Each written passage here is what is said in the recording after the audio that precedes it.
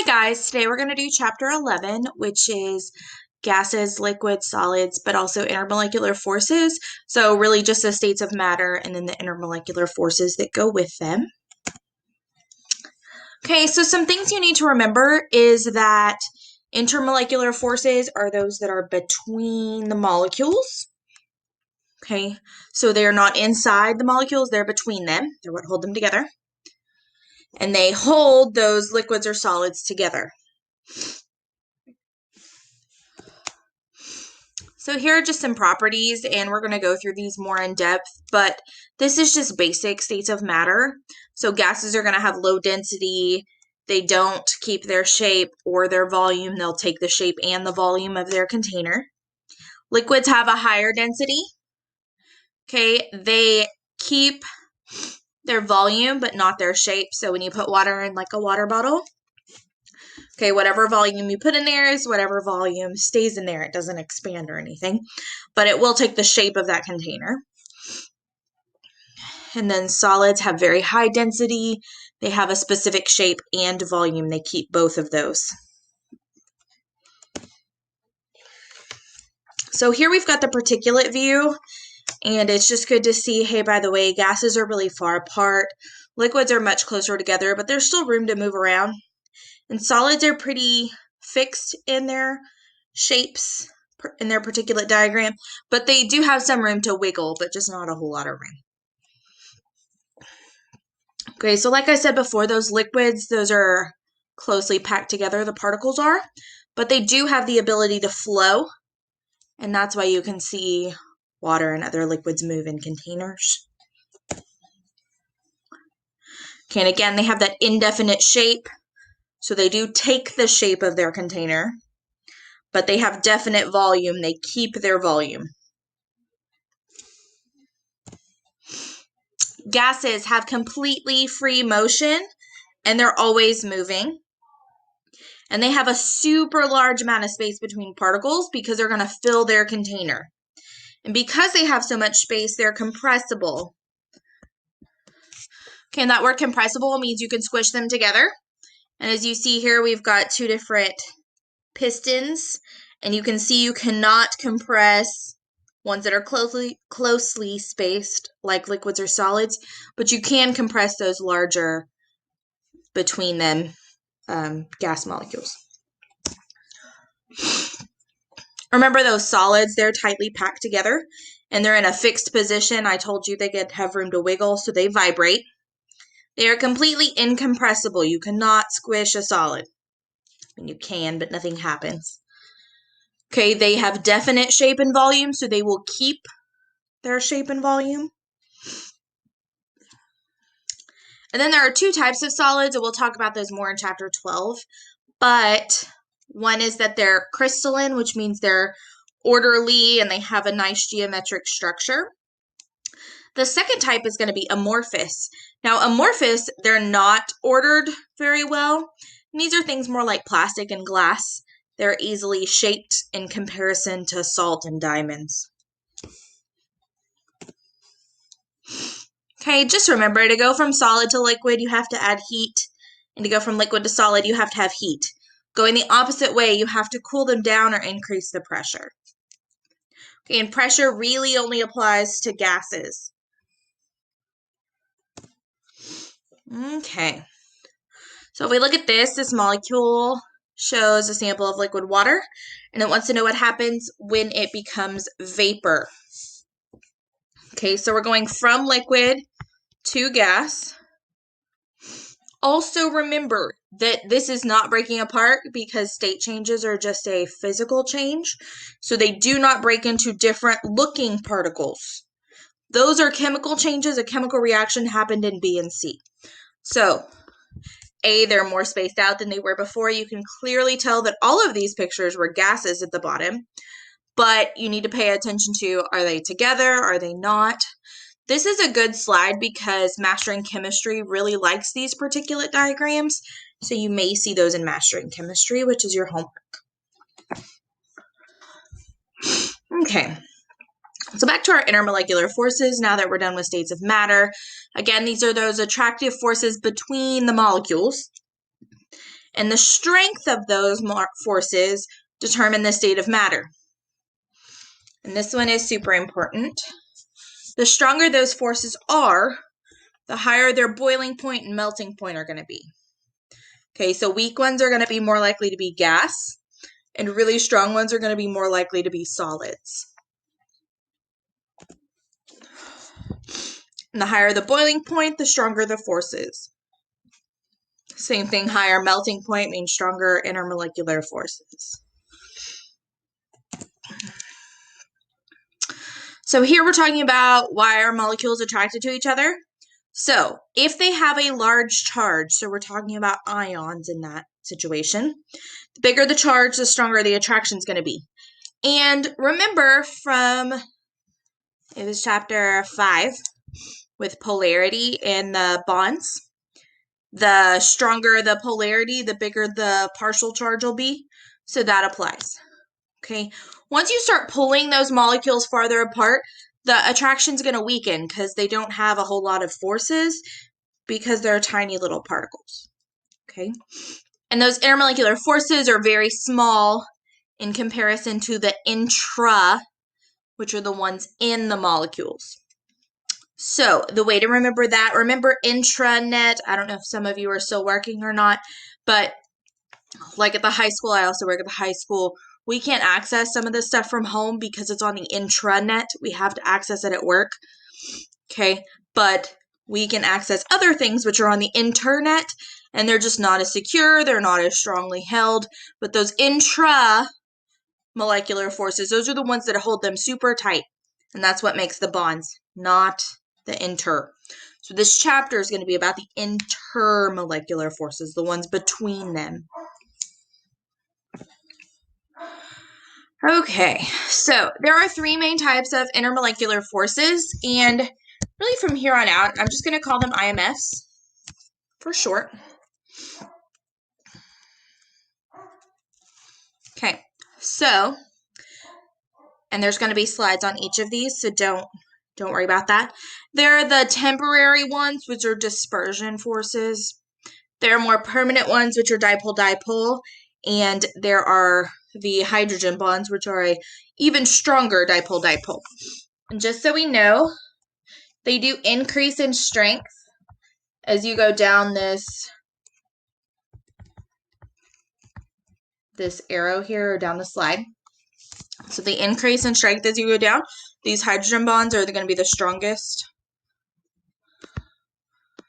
And the dispersion forces are going to be the weakest.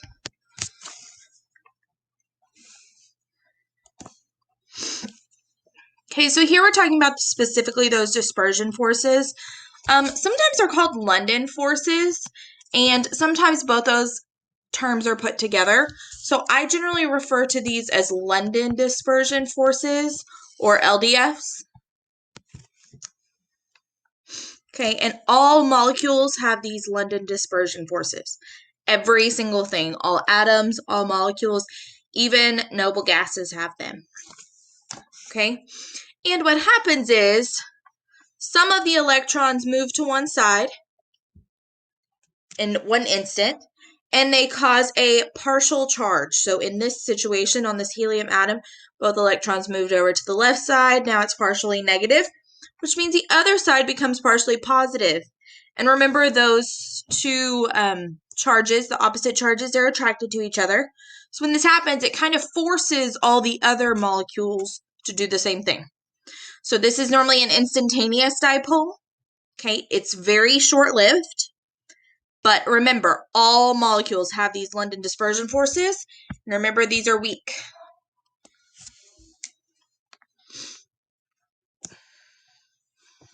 Okay, so here I said noble gases. Remember, noble gases are going to be nonpolar because they're not going to share electrons. So they keep all their electrons, they share them equally. And if you notice in this table, because remember we were comparing intermolecular forces to boiling point. So as you increase in mass, the boiling point also increases. And remember, the higher the BP, the higher the IMF.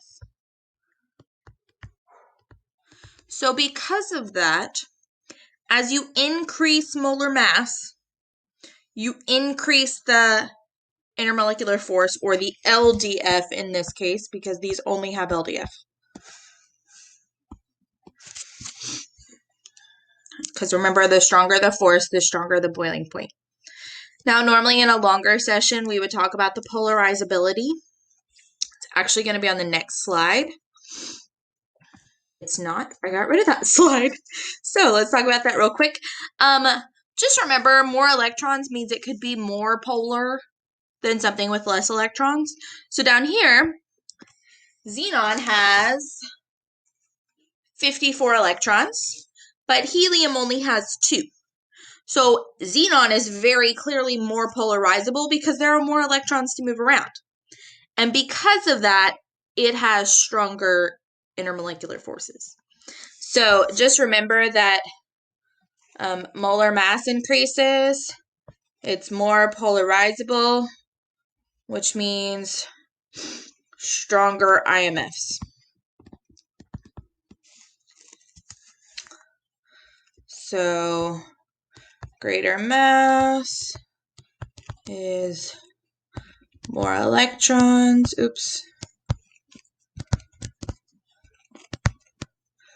is greater IMF.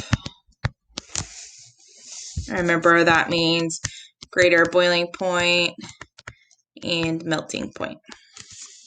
I know that's kind of a mess a little bit, but okay, the more mass means the more electrons, means the greater intermolecular force, means greater boiling point and melting point. Okay, so here we're just looking at how shape affects it. I do want you to know here that if you only see C's and H's, so these are nonpolar molecules, and some of you, it may have been a while since you took Chem 1, but I will be happy to help you with these bigger molecules if need be.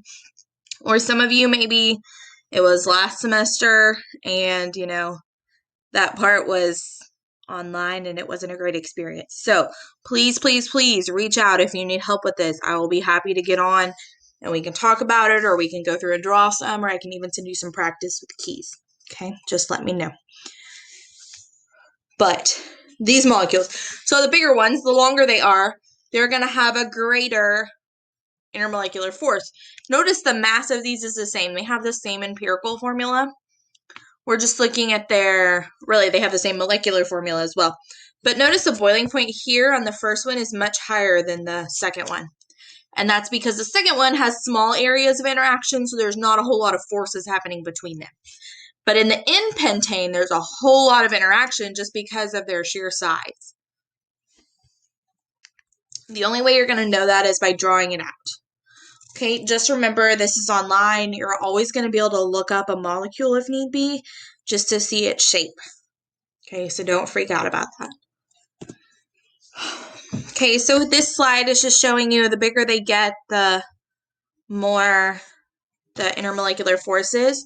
And that also applies because they're more mass, so they've got more electrons and they're more polarizable. Okay, so that's it for intermolecular forces. Now we're going to go ahead and shift to our second intermolecular force. Sorry, that was it for London dispersion forces. Now we're going to shift to dipole, which are only going to happen between polar molecules.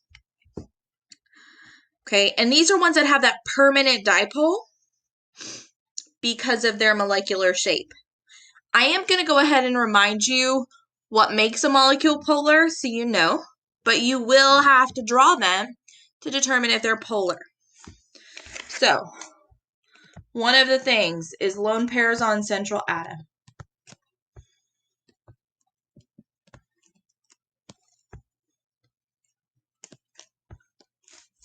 That does make it polar. The second thing is different outside atoms.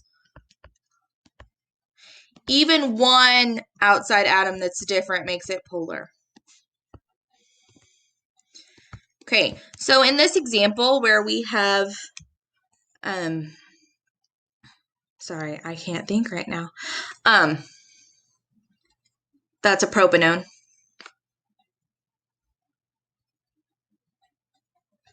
Okay, so that one we're looking at, it's polar because it's got this different outside atom.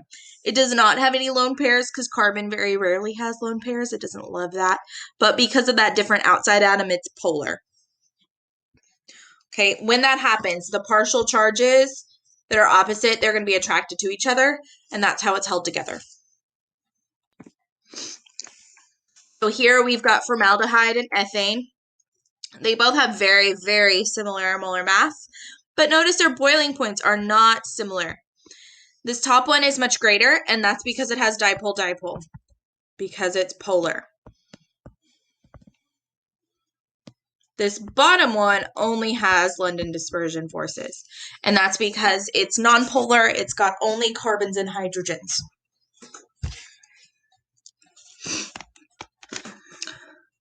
Okay, so here we have different molecules, and they're arranged differently. They do have slightly different boiling points.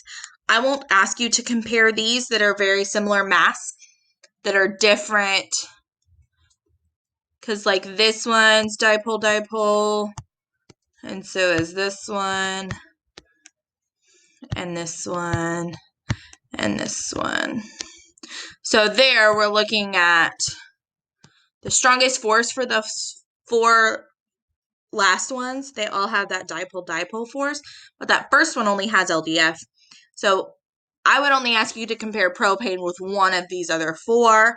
You would notice, hey, by the way, yes, that does have dipole-dipole forces, so it must be stronger or higher boiling point, stronger intermolecular force. So some things to remember about polarity, and this should have been covered in chapter 7, is that likes dissolve likes. So if they're polar, they will dissolve other polar solvents. And I want you to add and ionic.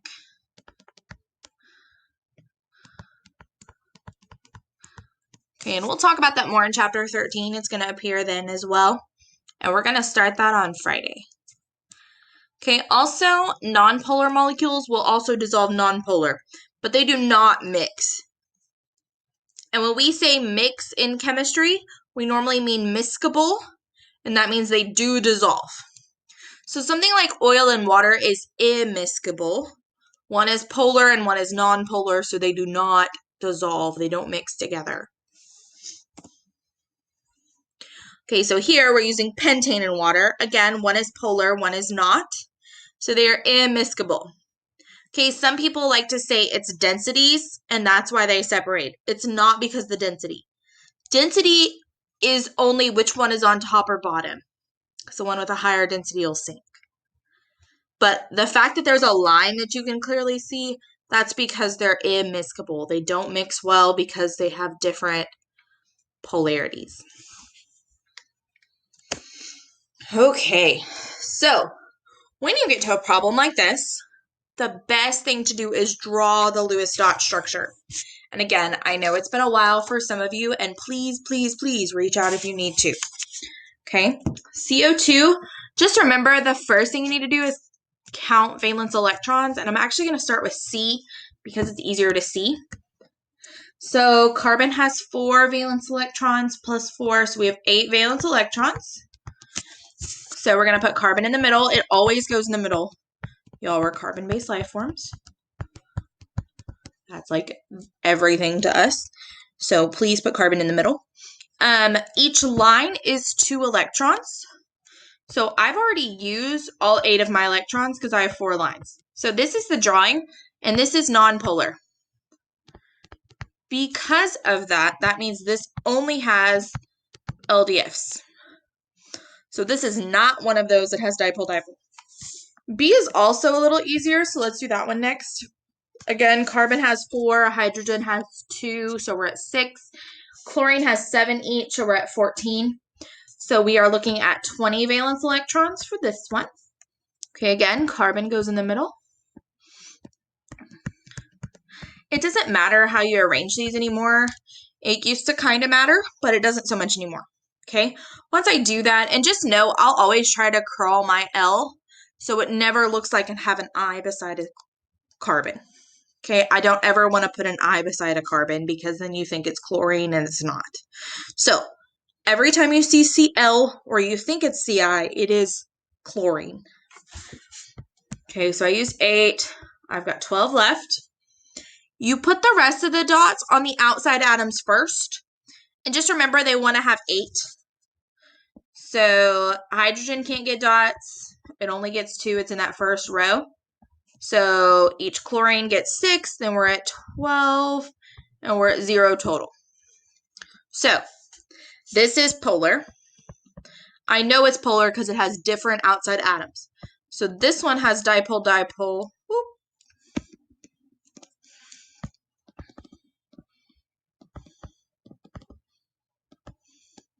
And LDF, because remember, LDF is in everything. Okay, the last one is CO2. I'm just going to draw it just for time's sake. Again, remember, if push comes to shove, Google how to draw them. Okay. Here we're looking at carbon dioxide. This is how it looks. It's got 16 total electrons and it's got them all there. The reason we double bond is when we don't have enough to fill up to 8. Okay, so because of that, this is nonpolar. It has the same outside atoms and no dots on the center. So this is only LDF. So which one has dipole-dipole? Only B. Again, on a question like this, you need to draw them. If you don't draw them, there's no way to tell because it may seem like it has dipole-dipole, but it doesn't. Okay. So let's look at this. This is actually a CI. This one looks just like our CH4, so that one is not. This one has dipole-dipole, but so does this one. The reason HCl has dipole-dipole is because there's only 2 atoms, and if they're different, they're polar. Because there's no central atom, per se. This B has dipole-dipole because of the chlorine. So I've got 3 hydrogens. And I've got my chlorine on this side, and because of that chlorine, I've got that different outside atom. And so that gives me that dipole-dipole force as well. Again, remember, dipole-dipole also has LDF because everything has LDF. Okay, the third type of intermolecular force is going to be hydrogen bonding, and this is the strongest.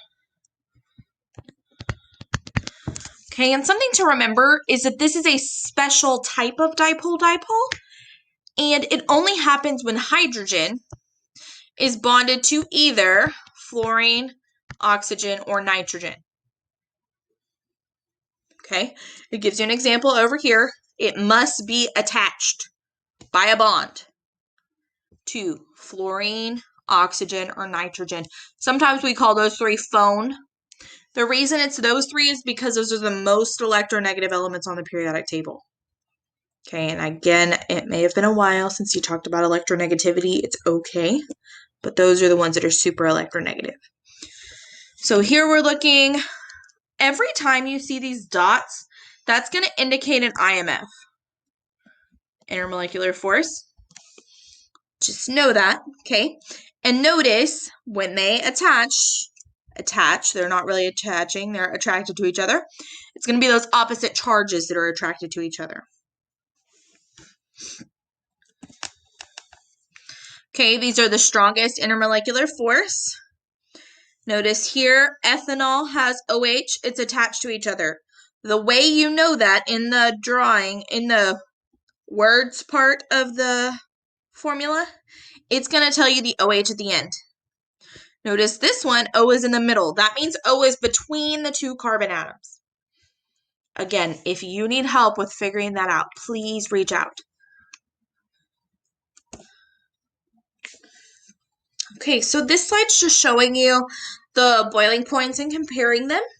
Notice water, which has hydrogen bondings, has super high boiling point in comparison to carbon, which is very, very close to it with hydrogen. It has very low boiling point, and that's because it only has LDFs. Okay, they always increase with mass because remember they're more polarizable, but the strongest one is going to be hydrogen bonding.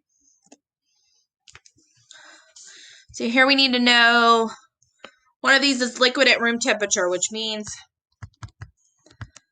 high BP, because it is not going to be a gas at room temperature. So we need to look at the different intermolecular forces. This one, the first one, we've got dipole-dipole.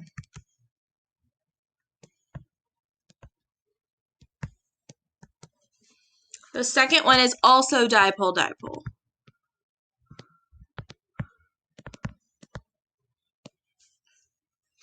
Okay, and the last one, because the hydrogen is attached to the oxygen, this is H bonding.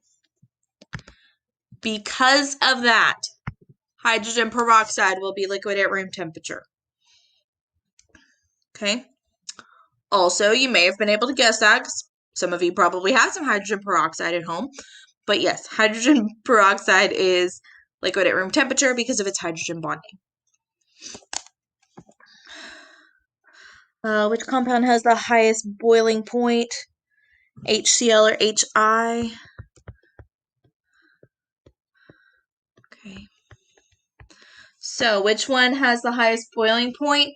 When they both are the same intermolecular force, you go by mass, and iodine is bigger. So HI is more polarizable because it has higher molar mass. So it has a stronger dipole-dipole force than hydrochloric acid. Okay, this is going to come up more in chapter 13 because it's talking about solutions. But there is this last one, which we call ion dipole forces. Okay, but really it's talking about an ionic compound that dissolves in water. What happens is when they dissolve in water, the ions break into pieces like they did here. We've got our chlorine anion and our sodium cation. And the water is attracted to it, so it's going to surround it. And really that's how ionic compounds dissolve. The water comes in and it just pulls off the pieces of the ionic compound. Okay, when that happens, please note the negative anion is going to be attracted to the positive hydrogen in the water. And that positive cation is going to be attracted to the negative oxygen in the water. So if you were asked to draw them, and because this is an online class, you won't be, but just know opposites are attracted, so you have to arrange the water molecules the correct way. Otherwise, you wouldn't get credit. This is a pretty common question in AP chemistry. We get that a lot. Of course, not this year because everything was crazy. Oh, and here's our polarizable thing. So this is what I kind of tried to draw earlier. Just remember, bigger molar mass means more electrons, which means they're more polarizable, which means they have stronger IMFs. Also with the shape, so this is kind of a overview, that more contact means stronger IMF. And this kind of goes with the bigger molecules versus the smaller molecules in shape. Those long ones are going to have that more contact, so there's going to be those stronger intermolecular forces in between them. Here's a summary of everything if you need to go back over it. I'm not going to, but the slides are posted along with the video.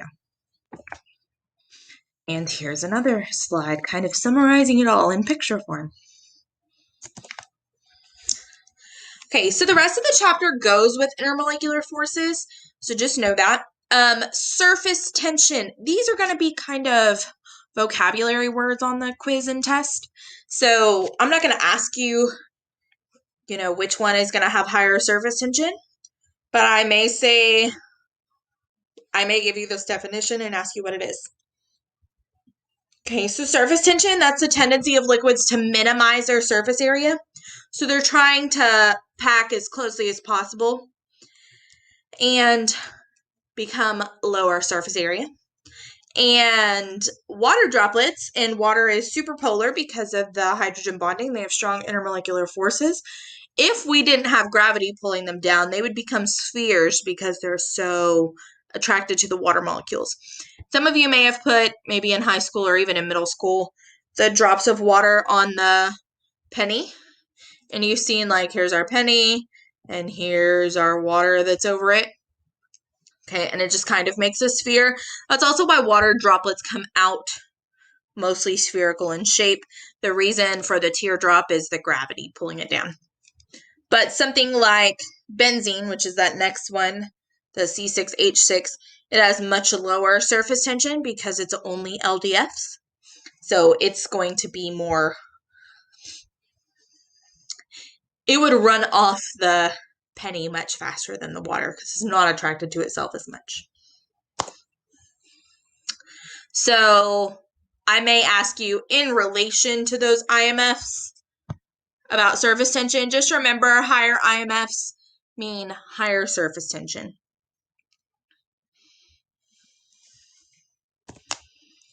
Okay, so here we see, you could float a paperclip on water. There's also the Jesus lizard, and that's because its feet are more shaped, so they kind of disperse the water better. Even those bugs that walk on water, that's because of the high surface tension of water. Okay, viscosity is going to be the next word we're going with. That's the resistance to flow. Sometimes we think about viscosity as how thick a liquid is, and the best example I have is like corn syrup. I don't know if any of y'all have ever cooked with corn syrup, but it's almost impossible, and honey too, to get into the measuring cup. Okay, and then once you've gotten it into the measuring cup, then you have to pour it into the bowl or whatever you're using to mix it in, which is even worse. But something like maple syrup, which is still more viscous or thick than water, it's going to pour much easier because it doesn't have quite as high viscosity. Okay, it's a resistance to flow. And just remember, again, same as surface tension, bigger IMFs are going to cause more viscosity. So if we look here, these are all nonpolar. And as we get more of it, we're just looking at, hey, by the way, more molar mass, more viscosity. It's going to be a thicker liquid. And as you think about it, so here we've got octane, and that's what we put in our cars. For gasoline, of course, it's mixed with other things, but octane is most of it. And if you've got something thicker like motor oil, it's more viscous, so it's going to have those higher intermolecular forces. Okay, and just again with the surface tension and the viscosity, the more spherical the shape is, the lower the viscosity. And remember, that's because we had that big molecule of pentane, then we had the smaller molecule of pentane, and this one had higher IMFs. And that was because it had more shape. Okay, so the bigger one is going to be more viscous than the smaller one because it's got those higher intermolecular forces. Capillary action, and these are all just terms, and you just, again, they could be asked in a quiz or a test question. So that capillary action, and some of you work with capillaries, it's the ability to flow up a thin tube against gravity. And the thinner the tube, the more it's going to travel. And that is because of these cohesive and adhesive forces. Cohesive is the liquid holding the liquid to each other. And adhesive is holding it to the glass surface. Okay, and adhesive is why we get the meniscus, and that'll be part of your safety information. And here's a meniscus. Normally meniscuses are concave. That's how we are used to seeing them. If it's something, though, because water's polar, if it's something that's non-polar like mercury, you're going to get a convex curve.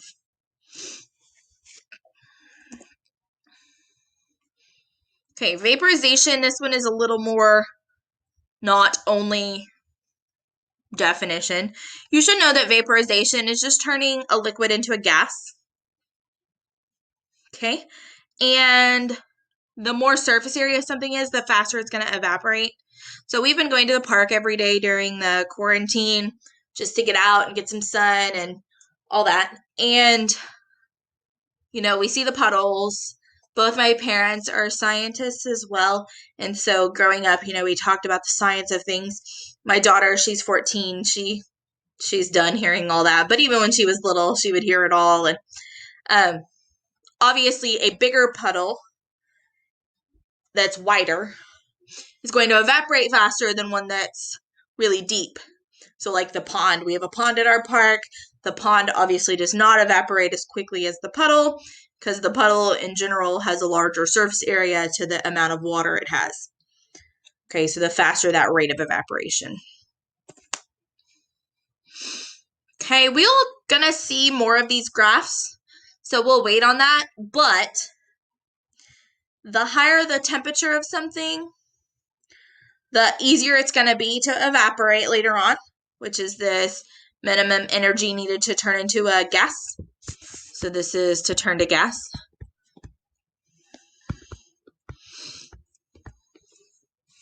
And only a small amount of those particles are going to go ahead and do that. But the higher the temperature, the faster it's going to do that, evaporate. Okay, this is just a summary. Again, you can look at that at a later time. Okay, vaporize. Remember, this is gas to liquid. To vaporize something, you have to add energy, which is endothermic. To condense something, which is liquid to gas, you're releasing energy, which is exothermic. And those are opposite processes.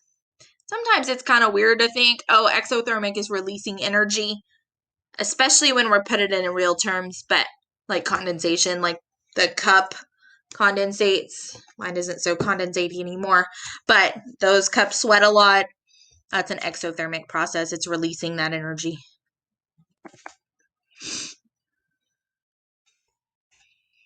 Okay, I'm going to skip through some of this. You can read over it if you like. Okay, the next thing is going to be volatility. And liquids that are volatile will evaporate much more easily than ones that are non-volatile. So things like fingernail polish remover, especially at school, the high school where I use the acetone, if you leave that acetone container just slightly open, it's gone by the next time you need acetone. Most of the time I use acetone to clean my glassware to make sure all the stuff is out of it. But that's super common that if you don't keep it tightly capped, it's gone. That's the same thing with gasoline. Some of you may notice that when you put gas in your lawnmower, that over time, even if you just leave it there, it's going to evaporate. And that's because it's volatile. Things that are not as volatile, that aren't going to just evaporate, are more like water, motor oil, things like that. Okay, ones that are volatile have weak IMFs in general. And that's because they're just going to evaporate. And they're going to evaporate pretty easily, so they've got those weak intermolecular forces. Okay, vaporization also has a heat involved with it. Obviously, we talked about it being endothermic, so you've got to put heat in. And that heat of vaporization, that's just the amount of heat required to vaporize 1 mole of it. Okay, there are different heat of vaporization values as you see on this chart.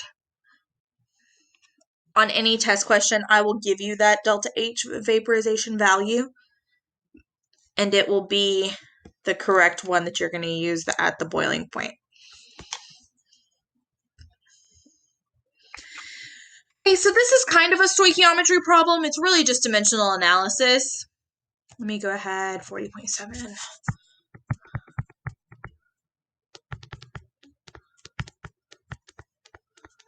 Okay, so this would have been given to you in the problem. Okay, and we're looking at the mass of water from this. Approaching any problem, you first need to start with what's my given, write that down.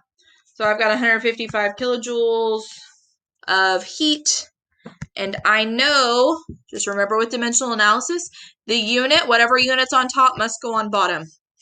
So kilojoules has to go on bottom. And the only other thing I have kilojoules with is moles. So this is 1 mole. Just remember your value goes with the unit that it's with, and if it has no unit, it's 1. Or sorry, no number, it's 1. Okay. Also remember with mass, you can pull that from the periodic table. And the mass of water, we're just going to go ahead and round that to 18. And just remember that's 18 grams in 1 mole.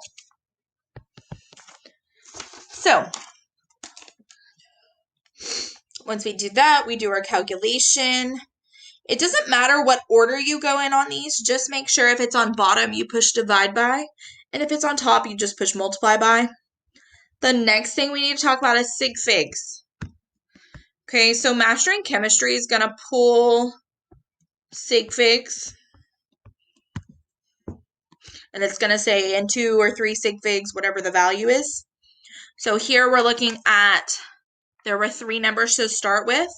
So you're only going to get your sig figs from the given. There were 3 to start with. That means there's 3 to finish with. That's it. The constant or the conversion factor, which is what that 40.7 is, that's not included. You only pay attention to what's given. So it's going to walk us through all that. You can practice these other 2. Again, if you need help, please reach out. I'm more than happy to help you. All right, the next thing is about dynamic equilibrium. So eventually in a closed container, the rate of evaporation and condensating will reach an equilibrium. And when that happens, that's called this dynamic equilibrium. And it's when the rates are the same. So the amount evaporating are the same rate per second, per minute, whatever it is, that are condensing. Okay, again, it must happen in a closed container.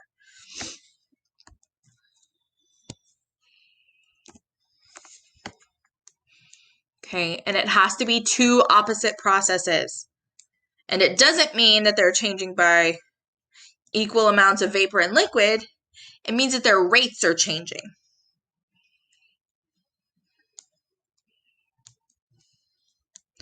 Okay, rates are going to come into play in chapter 14, which is still this test, so that's good.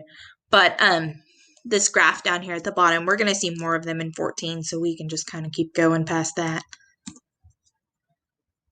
Okay, vapor pressure. Again, this is just a definition. That's the pressure that's exerted by a vapor when it's at that dynamic equilibrium with the liquid.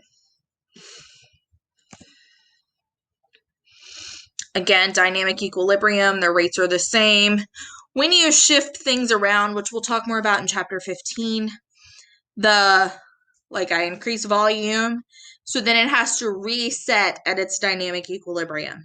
And it'll eventually do that once you've kind of jostled it or disturbed it. Okay, and as you increase temperature, vapor pressure will also increase. So if you notice on this graph, and this is a vapor pressure graph, the vapor pressure of that dimethyl ether is, sorry y'all, I've got to plug my computer in. Okay, we're good now. At 20 degrees, sorry, not at 20 degrees, but at 34.6 degrees, it's at that vapor pressure. But notice other things as you increase, they're also increasing. The curve kind of exponentially increases. Okay, boiling points. Ooh, I don't know what happened.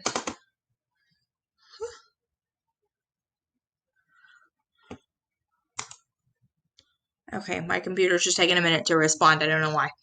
Okay, so boiling, hopefully you know what boiling is. Again, that's just turning into a gas. So sometimes we call it boiling, sometimes we call it vaporizing. It's the same situation. And when the pressure is equal, the external pressure, so like the pressure of the air, that's equal to the vapor pressure, then that's when we're at our boiling point. It's when those 2 meet. Again, just a definition. This one is as well, normal boiling point. So when the liquid is at the temperature where the vapor pressure is equal to atmospheric pressure, which is 1 atmosphere. Okay, and that's why when you're on a mountain things boil at different temperatures. Water boils at different temperature. You have to cook at different temperatures. And it's just because you're at different elevations, so your atmospheric pressure is a little different. Okay, this equation should be familiar. It is from chapter 9 in our textbook, but you should have covered it in Chem 1. I normally call it the Q equals MCAT equation because we've got mass, and then our C is specific heat. We've got our delta T. Okay. For Q equals MCAT, we're on the incline. So for both of these inclines, we would use the Q equals MCAT equation. For this one, the flat one, we would use the delta H of vaporization. Okay, I don't really plan on testing a Q equals MCAT question currently. I may change my mind. I'll let you know as we progress. But you do need to understand that Q equals MCAT is when our temperature is changing, and that our heat of vaporization is when it's flat. We're not changing temperature, so we don't need that part in there. Okay, the supercritical temperature, that's when the temperature required to produce a supercritical fluid. We'll talk about what that is in a minute. The pressure for that supercritical temperature is called critical pressure. And at critical pressure or higher, you can no longer turn a gas into a liquid. And there's, of course, there's supercritical fluids. Okay, and the states just kind of commingle into one state between liquids and gases. This is pretty rare, but it happens. Okay, our next two processes are going to be sublimation and deposition. So sublimation is solid to gas. The best example I have of this is dry ice. If you leave dry ice out, it will immediately evaporate. Even if you leave it in the cooler, it's going to evaporate because it's not cold enough. And it never goes through the liquid phase. That carbon dioxide does not go to liquid. Deposition is the opposite from gas to solid. I don't have a great example of that. Okay, because it doesn't really happen on its own. Okay, and this is an important thing too. We will call melting fusion from time to time, and I'm going to use the word fusion. Okay, so fusion is melting. Okay, and hopefully you know that melting is solid to liquid, so fusion is also solid to liquid. Okay, the opposite of melting is freezing, which is liquid to solid. So here we've got that curve again. Again, Q equals MCAT is here. And this one will be delta H of fusion instead of vaporization, which we're going to see in a minute. So it's the same situation, but you're not using vaporization because we're not boiling. For melting, you use fusion. For boiling, you use vaporization. Again, melting is endothermic. You do have to put energy in to melt things, which means freezing is exothermic, which is kind of counterintuitive. You don't really think that freezing is exothermic, that it's giving off energy, but that's what happens when you freeze things. Okay, this graph is kind of weird. This is really just talking about heat of fusion. Again, it's the energy required to melt 1 mole. Okay, these two down here at the bottom are just going through the process. I'm not going to ask you where there's multiple pieces. I'm just going to ask you a piece. So it'll be Q equals MCAT or a delta H fusion, or Q equals MCAT and a delta H vaporization, and they would be separate. They wouldn't be together in one question. So we're going to walk through this. There will not be a question. That's the whole thing. Okay, but this is called a heating curve. And again, the flat parts are the delta H. The inclines are that Q equals MCAT. So here they're giving us the pieces. They gave us C. They gave us mass. And they said, hey, by the way, look at the graph. You can pull the temperature. Okay, we did Q equals MCAT. There's our Q. Q is heat, by the way, if you were unaware. Next segment, we're flat, but we're the melting part, so we're in fusion. So you take the moles and you multiply them by the delta H. That's it. Here, another incline, Q equals MC delta T, but now we have a different C value because we're liquid water and not solid water. Here, now we're in our boiling. We've got a heat of vaporization instead of fusion. In our last segment, we're steam, but we're all steam, so our temperature is still increasing. We've got a different C value for gaseous water. Okay, here is that phase diagram that was talking about the critical point, the critical temperature, and all of that. So let's go back real quick. This graph is called a heating curve. This one is a phase diagram. Again, I have worksheets on all of this, and I will happily share them. Just let me know. Okay, so what happens with these? If you go over a line, that's what happened. So if I go over the solid to liquid line, I melted. If I go over the liquid to gas line, I vaporized or evaporated. Okay, the triple point is where all three of them meet. So they all exist simultaneously at that specific pressure. Notice pressure's on the y-axis. That critical point. Notice there is no more line up there, so there's no line between that liquid and gas at that critical point. So here we've got another phase diagram. It's not as messy because of the particles that were on there. So this one is kind of like, it would ask you what happened in A, line A. So A went from solid to liquid to gas. Okay. And you would just say that. B would go just from liquid to gas. So it may ask you what the points are. It may ask you a point by definition, like what is the triple point or what is the critical point in a question. Notice on both these graphs, the solid line is a positive slope instead of negative slope. Water is the only one that has that negative slope on the solid line. Everything else is going to have that positive slope. Okay, that's not really important. Most of the time you see the water phase diagram, not so much the other ones.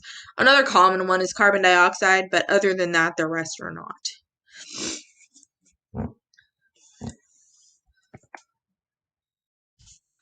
Okay, what state transitions occur when a sample of carbon dioxide at 60 degrees at 10 atmospheres is warmed to 30 degrees at 10 atmospheres?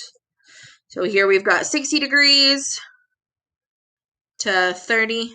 Oh, it's negative 60. I'm so sorry. So we went from solid to liquid to gas. So that's just what you would put. Okay, this next one, negative 60 at 0.5 to 30 at 0.5. 0.5 is down here, so we're at negative 60 to 30. We're just gas at that point.